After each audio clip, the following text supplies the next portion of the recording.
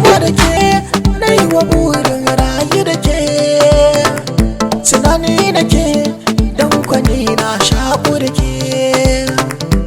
hannu rike karki sake mafarrake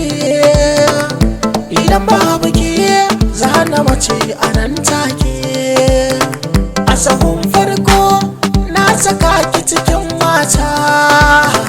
na miko hannu ke na bawa dukan yarda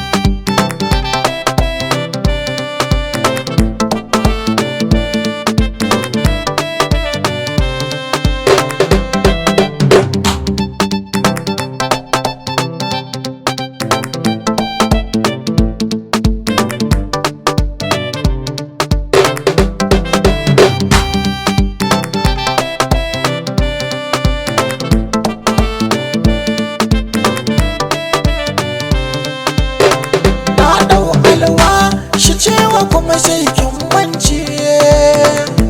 zan tabbatar maki da cewa kin yi dace ki yarda da ni zaki auren ki amince zan baki da kan kula rai bai bace tarihi za ya mai ta kan shi ki gane Laila Majnun ba a cire su kwana shaida